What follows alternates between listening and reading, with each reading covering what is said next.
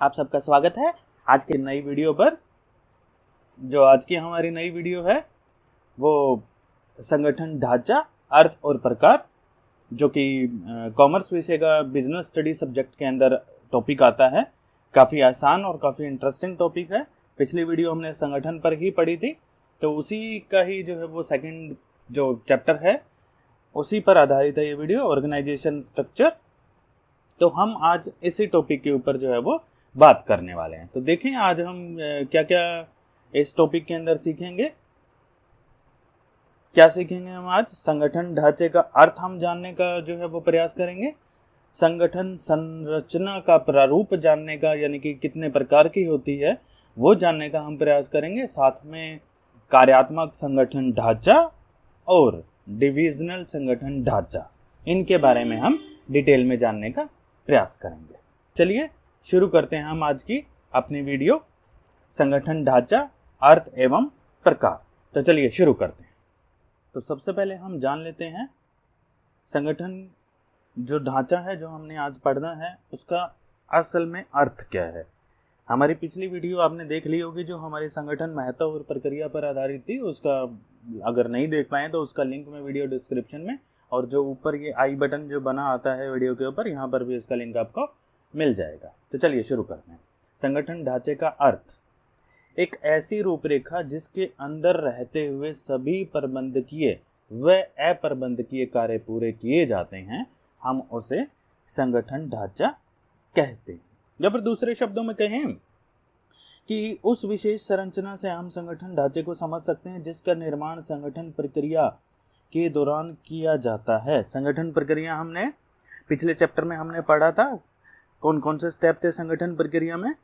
कार्य की पहचान करना, विभागीकरण करना, और कार्य को सौंपना, और सूचनाएं प्रेषित करना, उसके लिए संबंध स्थापित करना। तो उसी चारों स्टेप के दौरान ही हम जो है वो संगठन ढांचे का हम निर्माण कर देते हैं। या फिर दूसरे एक और शब्द में अगर न्यूमैन की हम डेफिनेशन पढ़ें तो संगठन संरचना एक उपक्रम की व्यस्त संगठनात्मक व्यवस्था से व्यवहार करती है। मतलब जो हमने वो जो प्रक्रिया जो हमने पिछली वीडियो में सीखी थी उसके अंदर एक तरह से प्रैक्टिकली परफॉर्म करने का जो है वो कार्य करती है।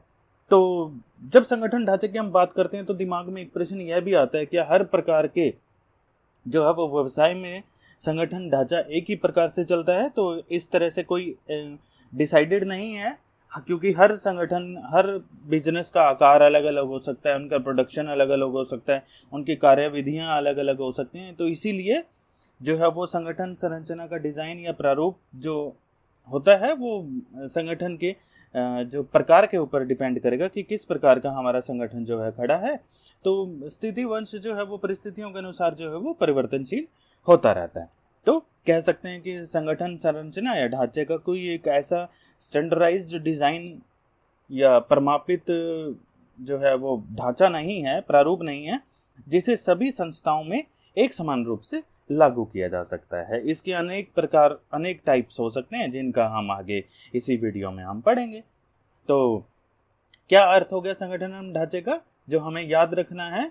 अगर वो खूब अच्छे से हमें इस प्रश्न को हमें तैयार करना है एग्जाम पॉइंट ऑफ व्यू से, तो इसका अर्थ क्या होगा? संगठन संरचना के अंतर्गत एक संस्था में पदों को निश्चित किया जाता है। हमने पिछले चैप्टर में हमने पदों को निश्चित किया था, आज थोड़ा सा और डिटेल में आ जाएगा। और उनके मध्य संबंधों की व्याख्या की जाती है कि कौन किसके अंडर काम करेगा, कौन कौन सा काम करेगा, किसके प्रति उत्तरदायित्व बनेगा। इस प्रक्रिया में अधिकारों और दायित्वों को विभिन्न पदों के मध्य वितरित कर दिया जाता है। कौन किससे काम करवाएगा, किसके अंदर कितना अधिकार है, कौन कौन से उत्तरदायित्व उसके बनते हैं। तो ये सारी की सारी चीज़ें हमारे संगठनात्मक ढांचे के अंदर आ जाती हैं। तो ये आपको सभी को जो है वो अच्छे से याद रखना है, ठीक है। चलिए अगले स्टेप पर चलते हैं। संगठन संरचना के प्रारूप, मेन जो है वो फोकस इसी के ऊपर है, ये पूरा का पूरा चैप्टर। इसको हम टाइप्स ऑफ ऑर्गेनाइजेशनल स्ट्रक्चर के नाम से हम जानते हैं। प्रश्न में अगर आ जाए तो चाहे डिज़ाइन आ जाए, चाहे फॉर्म आ जाए, चाहे टाइप्स ऑफ ऑर्गेनाइजेशनल स्ट्रक्चर आ जाए, तो सभी एक ही हैं, कंफ्यूज होना नहीं है। तो हमारे जो हैं वो पाठ्यक्रम के अंदर सिर्फ 2 दिए हुए हैं, वैसे 4 हैं जो होते हैं, लेकिन हमें जो पढ़ना है वो सिर्फ 2 ही हैं। सबसे पहला है कार्यात्मक संगठन ढांचा, फंक्शनल ऑर्गेनाइजेशनल स्ट्रक्चर। दूसरा है हमारा डिविजनल संगठन, डिविजनल ऑर्गेनाइजेशन।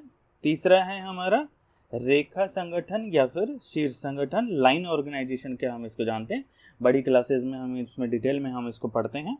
और चौथा है हमारा रेखा एवं स्टाफ संगठन या फिर इसको शीर्ष एवं समानांतर संगठन भी कह देते हैं, अंग्रेजी में कहीं तो लाइन एंड स्टाफ ऑर्गेनाइजेशन। तो ये 4 प्रकार के जो हैं वो संगठन प्रारूप होते हैं हमारे, लेकिन हमारे सिलेबस के अंदर सिर्फ 2 तक ही सीमित किया हुआ है, कार्यात्मक संगठन और डिविजनल संगठन। तो चलिए अब इसके अंदर हम चलते हैं। सबसे पहला हमारा आ गया कार्यात्मक संगठन ढांचा। तो 2 ही पढ़ने हैं हमें, तो पहले कार्यात्मक पढ़ लेते हैं, फिर डिविजनल पढ़ लेंगे, फिर दोनों में डिफरेंशिएट करने का प्रयास करेंगे। पूरी संस्था को उसके द्वारा की जाने वाली मुख्य क्रियाओं या कार्यों के आधार पर विभाजित करना कार्यात्मक संगठन ढांचा कहलाता है। तो आसान तरीका है बिल्कुल, कार्यात्मक को कार्य से मिलकर बना हुआ है कार्यात्मक, तो कार्य के आधार पर विभाजित करना कार्यात्मक संगठन ढांचा कहलाता है। कार्य के आधार पर पूरी संस्था को उसके द्वारा की जाने वाली मुख्य क्रियाओं का मतलब जो कार्य कर रहे हैं उसके आधार पर विभाजित करना कार्यात्मक संगठन कहलाएगा।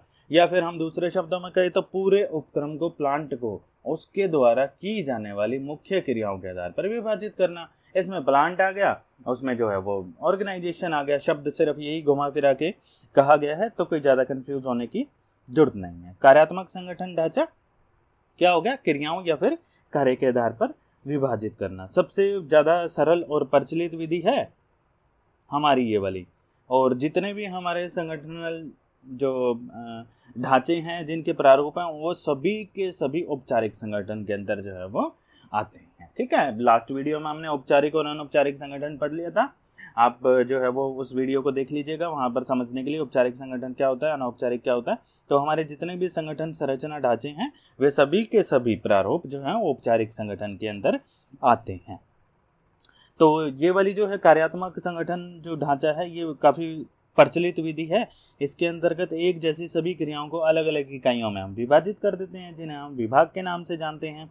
जैसे कि एक निर्माणी संस्था सभी क्रियाओं को उत्पादन विभाग, विपणन विभाग, वित्तीय विभाग या फिर सेवा विवर्गीय विभाग में विभाजित कर देती है। प्रत्येक विभाग में पुनः उप विभागों में विभाजित कर दिया जाता है। जैसे विपणन विभाग में क्रय, विज्ञापन इत्यादि आ जाते हैं उप विभाग, और उसी से संबंधित जो है फिर वो अधिकारी जिनको अधिकार दिया गया वो उसके उत्तरदायित्व होते हैं। अब इसमें जो है वो कार्यात्मक संगठन ढांचे में एक ध्यान रखने वाली बात है जिसको हम एग्जाम में जरूर रखेंगे। कार्यात्मक संगठन टेलर के द्वारा प्रतिपादित क्रियात्मक फोरमैनशिप का ही सुधरा हुआ रूप है। तो टेलर ने कौन सा सिद्धांत दिया था उसकी वीडियो हमने बना रखी है, डिस्क्रिप्शन में मैं लिंक डाल दूंगा, ऊपर जो आई बटन आ रहा है उसमें आपको मिल जाएगा टेलर का सिद्धांत। तो उसमें हमने फोरमैनशिप पढ़ा था, उसी का ही इम्प्रूव्ड चीज है ये दोनों संगठन प्रारूप विशिष्टीकरण के सिद्धांत पर आधारित है। दोनों में केवल अंतर क्या है कि टेलर का संगठन ढांचा निम्न स्तर पर लागू होता है और कार्यात्मक संगठन ढांचा जो आज हम पढ़ रहे हैं ये उच्च स्तर पर लागू होता है। ठीक है, तो ये ध्यान हमें रखना है। हम इसको डायग्राम की सहायता से भी समझ सकते हैं, थोड़ा सा और ज्यादा क्लियर हो जाएगा। तो सबसे ऊपर आ गए हमारे अंशधारी शेयर होल्डर्स जो कंपनी के मालिक हैं। फिर उसके बाद आ गया संचालक मंडल, बोर्ड ऑफ डायरेक्टर्स, जो मैनेजमेंट वाला सारा काम करेंगे हमारा। उनके अंडर में काम करेंगे मुख्य कार्यकारी अधिकारी, चीफ एग्जीक्यूटिव ऑफिसर, सीईओ, ये वर्कर्स के ऊपर काम करेंगे। अब देखिए इनके अंदर में 4 विभागों में बांट दिया, यही जो बात चल रही थी, कार्य के आधार पर जो है विभागों को बांटना है। प्रोडक्शन डिपार्टमेंट हो गया, मार्केटिंग डिपार्टमेंट हो गया, फाइनेंस डिपार्टमेंट हो गया और हमारा पर्सनल डिपार्टमेंट हो गया। प्रोडक्शन वाला प्रोडक्शन का ध्यान रखेंगे, मार्केटिंग वाले क्या ध्यान रखेंगे, सेल्स से रिलेटेड, एडवर्टीजमेंट से रिलेटेड, और मार्केटिंग रिसर्च डिपार्टमेंट जो बाजार में किस वस्तु की, समकालीन वस्तु की, एक जैसी वस्तुओं की क्या कीमत है, किस प्रकार की क्वालिटी है वगैरह वगैरह, ये मार्केटिंग रिसर्च डिपार्टमेंट करेगा।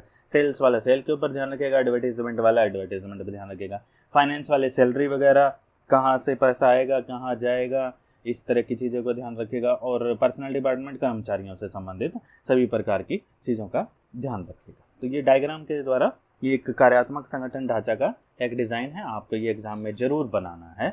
इससे क्या होगा, आपके नंबर जो है वो एक्स्ट्रा आएंगे उसमें। चलिए अब हम पढ़ते हैं कार्यात्मक संगठन ढांचे के लाभ। तो सबसे पहला विशिष्टीकरण, पहले ही आ गया कि टेलर ने जो प्रतिपादित किया था, जो उन्होंने सिद्धांत दिया था, वो और हमारा कार्यात्मक संगठन ढांचा दोनों ही विशिष्टीकरण के सिद्धांत पर आधारित है। मेरी हर वीडियो में विशिष्टीकरण का मैंने अर्थ बताया हुआ। स्पेशलाइजेशन किसी कार्य को बहुत अच्छे ढंग से कार्यकुशलता के साथ कर देना, और तो हमारा क्या हो जाता है उसमें, वर्कर का क्या आ जाता है, स्पेशलाइजेशन आ जाता है। वो क्या करता है, कम कॉस्ट पर कम समय में एक अच्छा प्रोडक्ट तैयार कर देता है, हम उसको विशिष्टीकरण कहते हैं। तो सबसे पहले क्रियात्मक संगठन में विशिष्टीकरण का लाभ हमें मिलता है, पूरी कंपनी को मुख्य क्रियाओं के आधार पर अनेक विभागों में विभाजित कर दिया जाता है। जैसे हमने पिछले डायग्राम में देखा, प्रत्येक विभाग का कार्य एक विशेषज्ञ प्रबंधक की देखरेख में होता है। इस प्रकार कम समय में अधिक और अच्छा कार्य किया जाता है, जिससे विशिष्टीकरण का लाभ हमें मिलने लग जाता है। फिर उसके बाद में समन्वय, कोऑर्डिनेशन, एक विभाग में काम करने वाले सभी व्यक्ति अपनी अपनी जो वो कार्य कर रहे होते हैं उसके विशेषज्ञ होते हैं। इससे विभागीय स्तर पर समन्वय स्थापित करने में, कोऑर्डिनेशन, एक दूसरे के साथ मिलकर कार्य करने, कोऑर्डिनेशन बोलते हैं उसको, तो आसान हो जाता है। तो उसके बाद तीसरा है हमारा कार्यकुशलता, क्योंकि एक ही काम को बार बार किया जाता है, इसीलिए इसमें प्रबंधकीय कुशलता में वृद्धि हो जाती है, जिसके फलस्वरूप क्या होगा, कंपनी के मुख्य उद्देश्य जो है वो अचीव करने, प्राप्त करने आसान हो जाएंगे। फिर उसके बाद आ जाता है न्यूनतम दोहराई। संगठन के इस प्रारूप में प्रयत्नों की अनावश्यक दोहराई जो है वो खत्म हो जाती है। जैसे वित्त विभाग का कार्य, वित्त का कार्य केवल वित्त विभाग करता है, अर्थात 2 या 2 से अधिक वित्त विभाग बनाने की आवश्यकता ही नहीं है। सारे के सारे पैसे से संबंधित कार्य जो है वो वित्त विभाग करना शुरू कर देगा। इस प्रकार मानवीय व अन्य साधनों का प्रभावपूर्ण उपयोग करना जो है वो हमारे लिए संभव हो जाता है, यानी कि हम कम प्रयास करते हुए अधिक लाभ कमा सकते हैं। फिर उसके बाद में क्या लाभ रहेगा कार्यात्मक संगठन का, प्रशिक्षण। यह प्रशिक्षण में सहायक होता है, क्योंकि इसके अंतर्गत कर्मचारियों के सीमित कौशल पर ही ध्यान दिया जाता है। जो वो कार्य करते हैं वहां पर फोकस किया जाता है, उसी कार्य में उनको बार बार प्रशिक्षण दिया जाता है, जिससे उनमें विशिष्टीकरण, कार्यकुशलता का, उदाहरण के लिए वित्त विभाग के कर्मचारियों को केवल वित्त संबंधी मुद्दों से संबंधित ही हम जो है वो ट्रेनिंग प्रोवाइड करते हैं। इसके अलावा समान महत्व, सभी कार्यों को जो है वो समान महत्व दिया जाता है। कोई ऐसा नहीं है कि उसका कार्य ज़्यादा अच्छा, उस विभाग का ज़्यादा अच्छा, सभी विभागों का कार्य को समान महत्व दिया जाता है। यह सुनिश्चित कर लेते हैं हम कि सभी को कार्य और क्रियाओं को समान महत्व दिया जाए। तो ये कार्यात्मक संगठन का एक लाभ है। सबसे ज़्यादा प्रचलित संगठन ढांचा कार्यात्मक संगठन ढांचा, मतलब नंबर ऑफ जो है वो कंपनीज, प्लांट्स वगैरह इसी को फॉलो करते हैं। अब इसके थोड़े से दोष भी हैं, पढ़ लेते हैं हम। सबसे पहला अवहेलना, यानी कि इग्नोरेंस। प्रत्येक विभागीय अध्यक्ष अपनी इच्छा अनुसार कार्य करता है, क्योंकि उसको दे दिया विभाग। वे हमेशा अपने विभाग उद्देश्यों को ही महत्व देते हैं, अतः संगठनात्मक उद्देश्यों की हानि होती है। मतलब मुख्य उद्देश्य पर ध्यान न देकर जो विभाग उनके पास है उस विभाग की परफॉर्मेंस ज्यादा अच्छा करने पर उनका ध्यान रहता है। उदाहरण के लिए उत्पादन विभाग अपनी साख बनाने के लिए उच्च क्वालिटी का माल तैयार करता है। इस तथ्य को अनदेखा करते हुए कि बाजार में रुझान मध्य क्वालिटी का माल क्रय करने में है। ठीक है, अब ये जो मार्केट वाला काम है वो कौन करता है, हमारा जो हमारा सेल्स डिपार्टमेंट के साथ जो हमारे जुड़ गए थे वही तो करेगा हमारा विभाग। कौन सा था वो विभाग, जो हमारा मार्केटिंग डिपार्टमेंट था, जो सेल्स, एडवर्टीजमेंट और मार्केटिंग रिसर्च डिपार्टमेंट काम करता है। तो उनका काम था, उन्होंने रिसर्च करके बताया कि मध्यम क्वालिटी वाली प्रोडक्ट ज़्यादा बिक रही है, लेकिन हमारा प्रोडक्शन विभाग क्या कर रहा है, उच्च क्वालिटी का माल बनाने में ध्यान दे रहा है, ताकि जो है उनको वाई मिल सके। तो एक तरह से इस प्रकार से अवहेलना के चांसेस जो है वो बहुत ज़्यादा हो जाते हैं। फिर उसके बाद में है अंतर विभागीय समन्वय। सभी विभागीय अध्यक्ष अपनी मनमानी से काम करते हैं, ऊपर वाले पॉइंट में आया था। निसंदेह इसमें विभाग के अंदर समन्वय स्थापित होता है, लेकिन अंतर विभागीय समन्वय कठिन हो जाता है। मतलब एक विभाग के अंदर तो बहुत अच्छा कोऑर्डिनेशन मिलेगा, लेकिन जब हम विभिन्न विभागों में कोऑर्डिनेशन करने का प्रयास करेंगे तो वहां पर हमें कठिनाई महसूस होती है। फिर हितों का टकराव, कॉन्फ्लिक्ट ऑफ इंटरेस्ट। प्रत्येक विभागीय अध्यक्ष प्रभुत्व स्थापित करना चाहता है। जैसे हमने जो है अवहेलना वाले उसमें उदाहरण लिया, अपने इस अहम को संतुष्ट करने के लिए वे अधिकाधिक संसाधनों की मांग करते हैं। यह स्थिति संघर्ष उत्पन्न कर सकती है।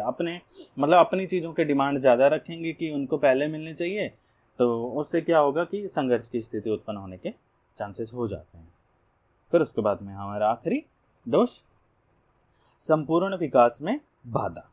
यह पद्धति कर्मचारियों के संपूर्ण विकास में बाधक है। इसके अंतर्गत प्रत्येक कर्मचारी जो उनको कार्य करने का जो हिस्सा है, एक छोटे से भाग के ही विशेषज्ञ बनकर रह जाते हैं। जो वो कार्य कर रहा है उसी में ही उसको बार बार ट्रेनिंग दी जाती है। उससे क्या होता है, सिर्फ उसका वही चीज़ डेवलप हो पाती है, उसके अलावा वो और अन्य चीज़ें नहीं सीख पाता है। तो जहाँ इतनी सारी लाभ हैं इसके कार्यात्मक संगठन, वहाँ कुछ कमियां आ जाना कोई बड़ी चीज़ नहीं है। अगले पॉइंट पे चलते हैं, कार्यात्मक संगठन की उपयोगिता। उपयोगिता का मतलब कहाँ इसको उपयोग किया जा सकता है।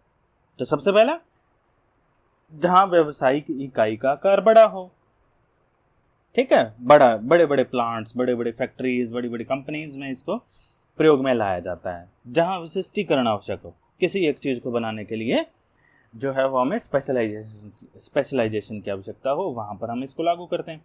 जहाँ अधिकारों का विकेंद्रीकरण आवश्यक हो, जहाँ पर बहुत सारे प्रोडक्शन हाउस, हमारे बहुत सारे विभाग अलग अलग बन रहे हों, वहाँ पर इसकी हमें अधिक आवश्यकता होती है। और इसके अलावा अगर हम कहें तो जहाँ मुख्य रूप से एक ही उत्पाद बेचा जाता हो, वहाँ पर हम कार्यात्मक संगठन की जो है वो आवश्यकता हमें पड़ती है। एक ही उत्पाद, मान लो कोई कंपनी सिर्फ मोबाइल बनाती है, तो फिर वहाँ कार्यात्मक संगठन आ जाएगा। जहाँ पर मोबाइल के अलावा और भी चीज़ें बनाती हैं, तो वहाँ पर हमारा आ जाएगा दूसरे वाला, जो हम अभी इस स्लाइड के बाद में हम पढ़ेंगे। कौन सा पढ़ेंगे? डिविजनल संगठन। जस्ट इसके अपोजिट आ जाएगा सेम। क्या होता है डिविजनल, या फिर इसको प्रभागीय संगठन ढांचे के नाम से भी हम जानते हैं। पूरी संस्था को उसके द्वारा उत्पादित किए जाने वाले मुख्य उत्पादों के आधार पर विभक्त करना। वो क्या था? कार्य के आधार पर। अब ये आ गया उत्पादों के आधार पर। तो आसान है बिल्कुल याद रखने के लिए। कार्यात्मक कार्य पे आधार पर है, तो उसका रिवर्स डिविजनल आ गया। डिवीजन क्या है? जो प्रोडक्ट हम बना रहे हैं उनकी जो हमने डिवीजन बना रखी हैं, उनके आधार पर जो है वो हम इसको विभक्त करते हैं। या फिर हम कहें तो और ज़्यादा अगर हम डिटेल में जाने की कोशिश करें तो, यदि हमारा कोई व्यावसायिक उपक्रम हमने लगा रखा है और हम अनेक प्रकार की वस्तुओं का निर्माण हम करते हैं, तो कार्यानुसार विभागीकरण करने की बजाय हम वस्तुओं के आधार पर जो है वो विभागीकरण करने का जो है वो निर्णय लेते हैं। जैसे उदाहरण के लिए सैमसंग कंपनी का हम उदाहरण ले लें, तो सैमसंग कंपनी आप जानते हैं क्या बनाती है? बिल्कुल सही, मोबाइल बनाती है। इसके अलावा रेफ्रिजरेटर भी बनाती है, इसके अलावा वो एलईडी भी बनाती है, इसके अलावा उसके कंप्यूटर्स भी आते हैं, उसके लैपटॉप्स भी आते हैं, उसकी वॉशिंग मशीन्स भी आती हैं। तो मान लो ये 6-7 प्रोडक्ट आते हैं, और भी आते हैं जब। तो हर एक प्रोडक्ट एक ही जो है वो विभाग के अंदर नहीं बन पाएगा। तो ये क्या करेंगे, अलग अलग प्रोडक्ट के लिए अलग अलग डिवीज़न बना देंगे। मोबाइल का अलग डिवीज़न बना दिया, और फिर रेफ्रिजरेटर का अलग, लैपटॉप का अलग, पीसी का अलग। इस प्रकार से जितने भी इनके अलग अलग प्रोडक्ट आएंगे उन सब के लिए जो है वो अलग अलग विभाग हम बना देंगे। क्यों?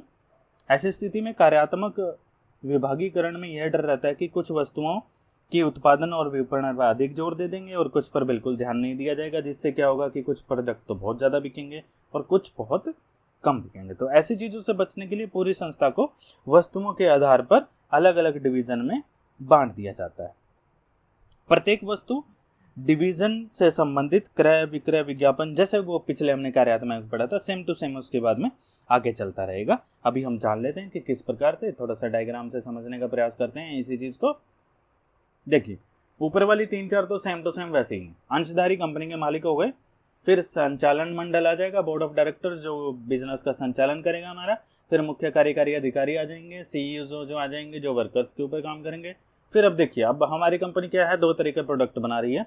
एक मेटल से संबंधित प्रोडक्ट बना रही है और एक प्लास्टिक से संबंधित, धातु से संबंधित और प्लास्टिक से संबंधित।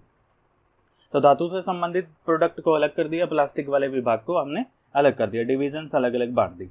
अब धातु वाले क्या कर रहे हैं, फिर से वही आ जाएगा जो कार्यात्मक में था, प्रोडक्शन, मार्केटिंग, फाइनेंस डिपार्टमेंट और पर्सनल विभाग, जैसा सेम टू सेम कार्यात्मक में था ऐसे ही प्लास्टिक वाले में सेम टू सेम आ जाएगा। और फिर अगर इसी डायग्राम को आगे बढ़ाएं हम तो मार्केटिंग वाले में फिर से हम वही कर देंगे, सेल्स आ जाएगी, हमारी एडवर्टीजमेंट आ जाएगी और हमारा रिसर्च डिपार्टमेंट आ जाएगा, और ऐसे ही प्लास्टिक वाले में मार्केटिंग में। तो इस प्रकार का डायग्राम आप अपने जब क्वेश्चन अटेम्प्ट करें तो जरूर बनाएं, इससे क्या होता है हमारे मार्क्स में इंक्रीज होने के चांसेस बहुत ज़्यादा रहते हैं।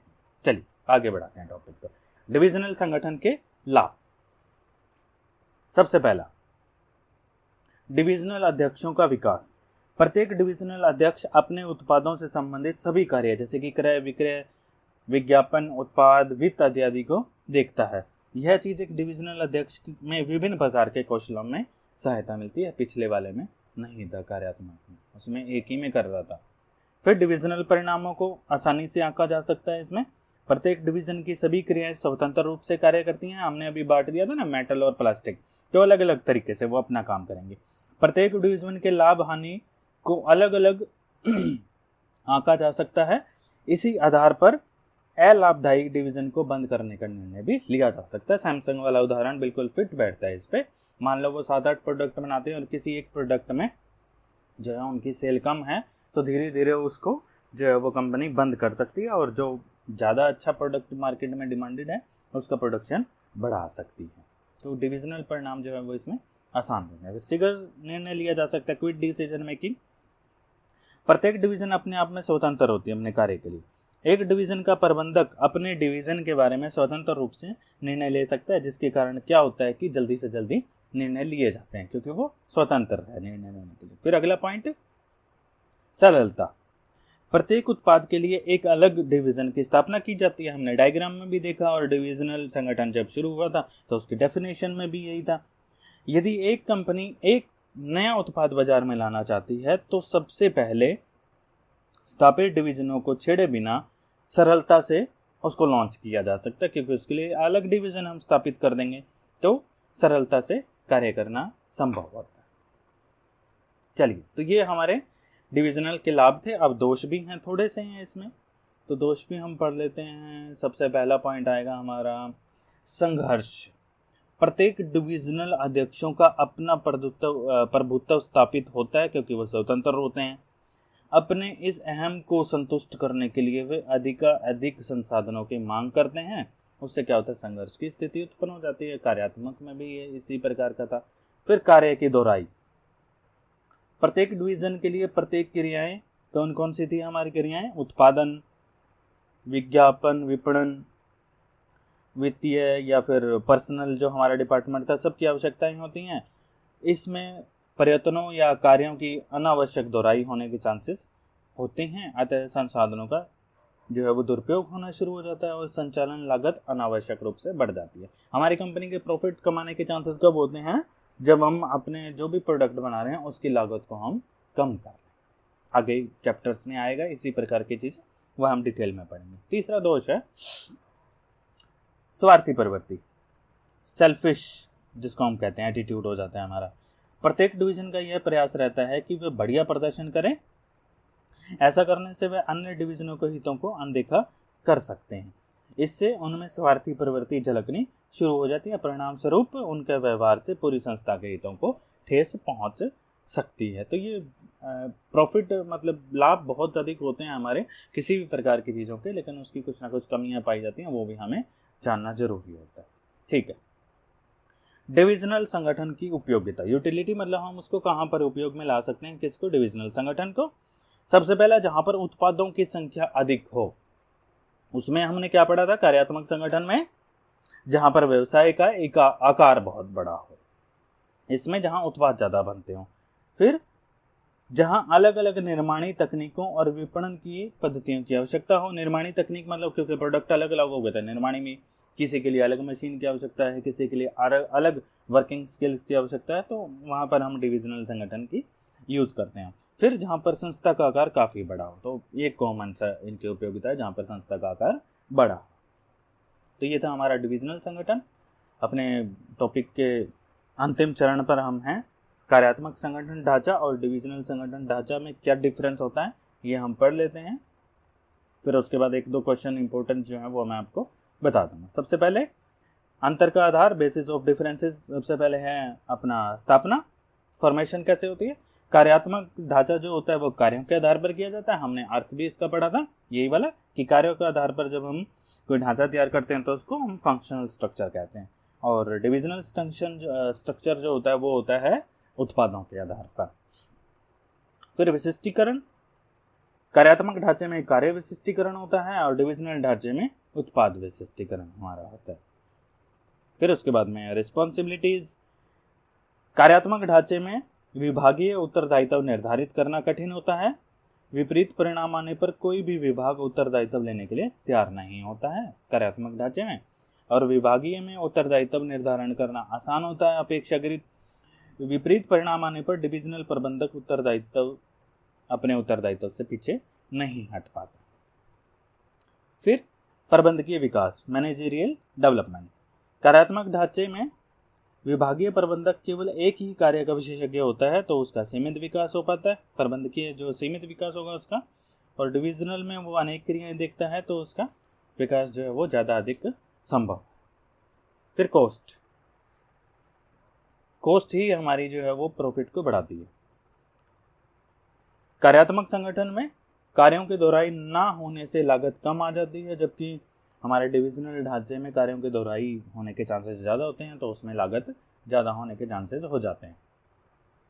फिर समन्वय, कोऑर्डिनेशन, कार्यात्मक ढांचे में विभिन्न विभागाध्यक्ष अपनी मनमानी करते हैं जिससे समन्वय में कठिनाई आती है, जबकि डिविजनल ढांचे में पूरे डिवीजन का एक ही अध्यक्ष होता है जिसके निर्देशन में सभी क्रियाएं होती है तो उसमें समन्वय ज़्यादा होने के चांसेस रहते हैं। और लास्ट वाला वही यूटिलिटी, उपयोगिता कहाँ है इसकी। कार्यात्मक संगठन ढांचा कहाँ किया जाता है, जहाँ पर एक ही प्रोडक्ट बनाया जाता है, बेचा जाता है, जबकि डिविजनल हमारा ढांचा कहाँ होता है, जहाँ पर बनाए जाने वाले उत्पादों की संख्या एक से अधिक होती है, वहाँ पर हम डिविजनल जो है वो ढांचा हम प्रयोग करते हैं। तो ये था आज का हमारा टॉपिक, संगठनात्मक ढांचा और उसके अर्थ और उसके प्रकार।